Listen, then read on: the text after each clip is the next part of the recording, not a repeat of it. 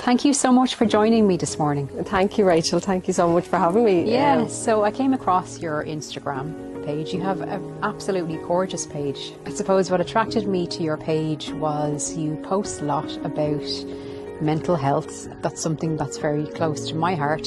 I suppose I was curious to why you post a lot about mental health. Before I even knew I was going to sell candles or wax melt, I was kind of coming up with an idea of a business.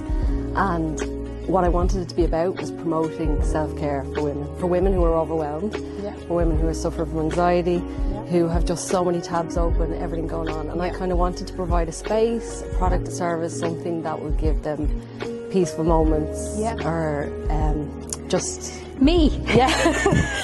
And that was even before, as I said, the wax melts and candles came about. At the same time, I was kind of trying to make space for myself and had taken up this hobby of candle making. So I was enjoying that. And yeah, I kind of was like, oh, this could work, the two of them together. And what was life like before the business? I worked as an accountant for 14 years. Okay. So hectic. would have went down the kind of that route. Wouldn't have been creative like now. A lot of people say to me I'm creative and stuff, and if you always been that, and I was much more the kind of academic route. Absolutely. And Analytical. rational and analytical. Constant consumed by it because it was going against everything I wanted to do, was to just stay at home with the kids. And I had that inner conflict and battle, and that's really when my anxiety and mental health took a nosedive. And I remember it was kind of January 2020 and I was really in a bad place. I was on full fight or flight. I was so bad that even in the kitchen, if someone put down a cup, I was literally gone. You know, I was so on edge, so nervy, jumpy. You can't leave a career like that. You can't. You worked so hard. You worked so hard. You studied. You've worked up the ladder. You know, it's good money. You've 3 kids you have to support. You know, you can't. And that was the thing, kind of going, oh, I can't afford to have a mortgage. You know what I mean? And the panic. But it was beating me up, and it came to a point, coming up to 4 years now, in April 2020, when my body made my decision for me, and I got very sick and I ended up in hospital. It turned out to be a rare disease, Still's disease. I believe that is certainly from the dysregulated state my body and mind are in. You know what I mean?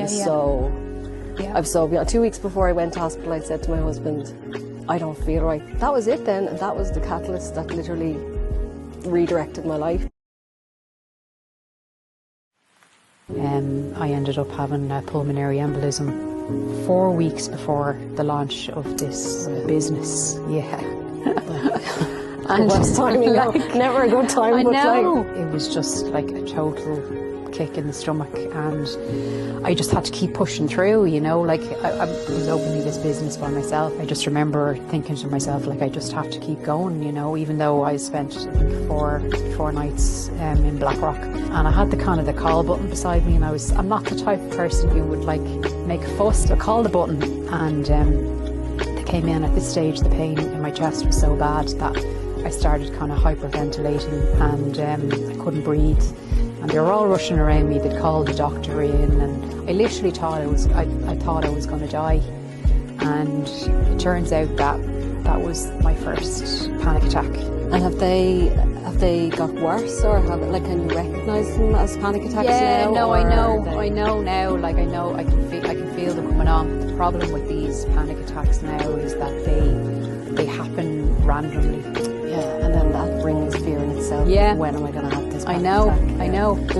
I've only ever had one, and it would have been, mine would have came about, I was lying on the sofa at night, watching the telly, relaxing, and like that, the chest, like the skip of the beat or palpitations really fast, which jolted me up out of it. But for me, I had actually been to the doctor about the anxiety, and they talked about panic attacks, so in my mind I kind of said, this is just a panic attack. But Barry, my husband, was like ringing the ambulance. Yeah.